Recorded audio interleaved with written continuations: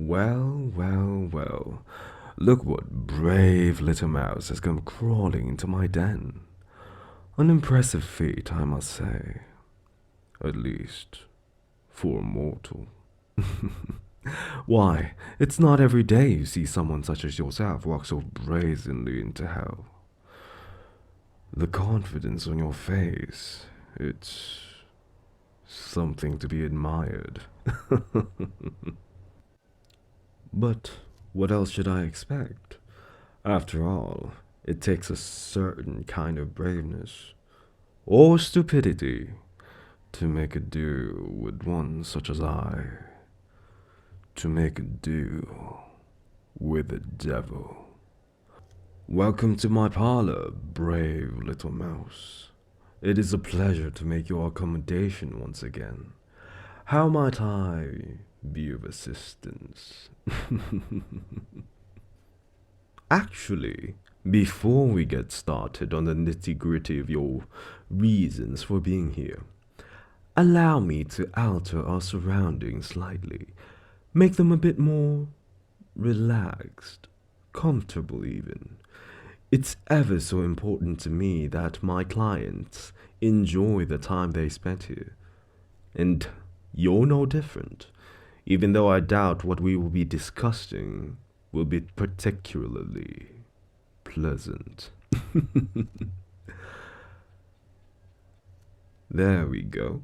Gone is my office, replaced instead by a banquet of tasty food and delightful beverages. Please, indulge yourself, because, depending on what you say to me, little mouse, it may be the last feast you ever enjoy in a very, very long time. Anyways, while you do that, I just need to attend to something. Sheila, could you please rearrange my schedules for the next few hours? I expect I'm going to be a little busy. Oh? Warlock is already waiting in the lobby. Well, tell him he'll have to come back later. After all, I could take away the powers I grant him with a flick of my finger, and I sincerely doubt he'd want that. Would he? No, no he wouldn't. Thank you. Anyways, 1,000 pardons for that, my friend. I'm ever so busy. Being a devil is a rigorous job. Even on the quiet days, so many people, both mortal and immortals, alike, want something from you. It's positively infuriating sometimes. People pestering me, asking me for things, trying to strike a deal, or sometimes escape it. Well, it never actually happens. My contracts are ironclad, escape-proof. There's not a single loophole in their terms, I promise you. But they still do try. The fools.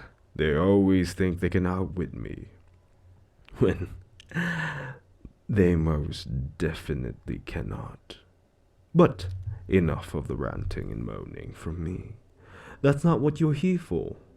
You're here for business, my friend.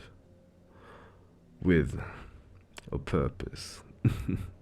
But what for? You wish to escape your contract. Of course, of course. Why else would you be here? I suppose there was always a chance you'd want to create another one. But there isn't particularly much else you can offer me, is there? I mean, I already have dominion over your soul. And face it, there isn't much else about you that intrigues me.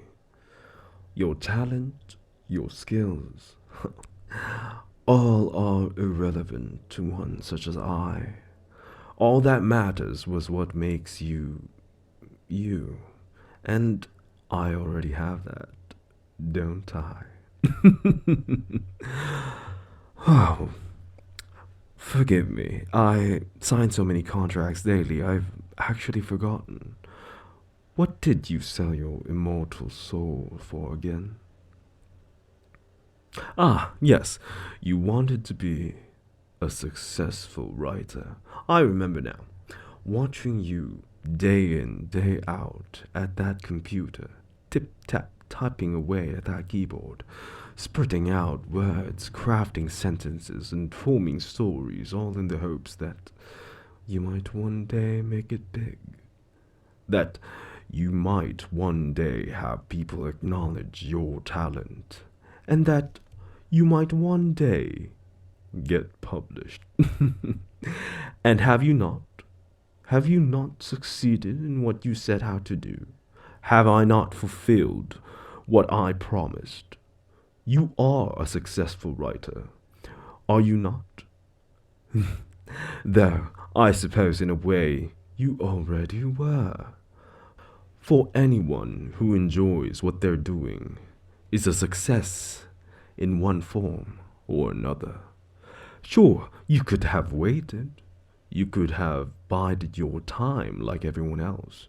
Just played the game and mastered your talent in hopes someone might notice. But you didn't. You came to me and took a shortcut. And now you're trying to escape the consequences of it. But really, you should have been more specific about what kind of success writer you really wanted to be. Or perhaps you should have read our contract a little bit more closely before you signed that dotted line. You could have mentioned that you focused on novels, or that you have a dynamite spec script for a screenplay. Perhaps you try your hand at an erotica or dabble in science fiction. But no, you kept it vague, like all my collected souls do. You didn't think your wording, though, and because of that, you left my options wonderfully open. Something I can't thank you enough for. I mean, so what if your successful writing field isn't exactly what you intended when you made the deal? It's still a successful career, is it not? Remind me, what was. Ah, yes, ASMR scripts. I see you have quite a lot of fills. More than a few upvotes on those two. Honestly, I'd be jealous if I cared about that sort of thing. You have hundreds of very talented voice actors filling each one of your stories and waiting for more. So, what seems to be the problem? Is it the medium or the lack of fame? Because really, my friend, if fame is all you care about, rather than the joy of writing itself, perhaps that was your problem to begin with. You took your love of your art for granted, wishing instead to make a profit when you really should have appreciated what you had and viewed any fame you got from it as a side bonus. But that's just my 2 cents. I don't judge. I've seen far worse cases than you. Why, you barely a drop in the bucket when it comes to the depraved selfishness I've seen you mortals display. Why, you need merely look around the halls of my home, and you'll see a million of the wretched souls I've laid claim to over the centuries. All of them screaming, begging for an escape from the torment that they'll never find. Each one expanding my domain and my reputation amongst my peers increasing my powers one contract at a time. No doubt you already saw the future that lies in store for you when you entered this place. A matter I am certainly intent on rectifying, by the way. I'm not entirely happy with how you managed to enter this place uninvited, even if our encounter has certainly proved amusing thus far. I'm quite intent on discovering your methods of intrusion before you leave. Ah, were you expecting me to say that you won't be leaving? No, little mouse. You still have many years of whatever it is you mortals do before you enter my home for the next infinitude. Because, in case that thick head of yours need to be told, I won't be amending our deal. I have stuck to my terms exactly as they were laid out. But you haven't, mortal. Allow me to enlighten you to the folly of your ways. Clause F, Section 6, Paragraph 6.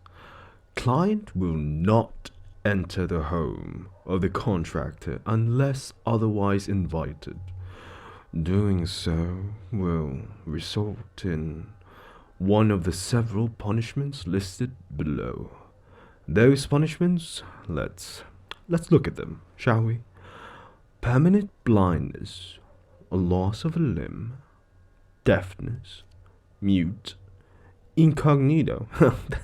Well, that's a fun one. Or something ironic. Yes, I almost always chose the ironic option. It always works so wonderfully and never fails to put a smile on my face. So, you may return to your realm, mortal. I've grown a bit tired of looking at you, listening to your entitled problems, so I wouldn't have it any other way, really. Yes, return to your realm, to your friends, to your family, and your pathetic little life. And when you try to put pen to paper, you'll find it a mite more difficult than you did before. The ideas, the stories, the words, they'll still come to you, but you won't know what to do with them. You won't know how to lay them out. They'll never feel quite right. And while your career will still flourish, you'll never be able to enjoy the art you took so decidedly for granted. So, I hope coming here and trying to weasel your way out of the consequences was worth it, little mouse.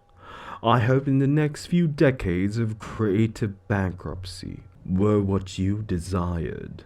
Because that's what you got out of this little visit, my friend. That's what you get when you deal with the devil.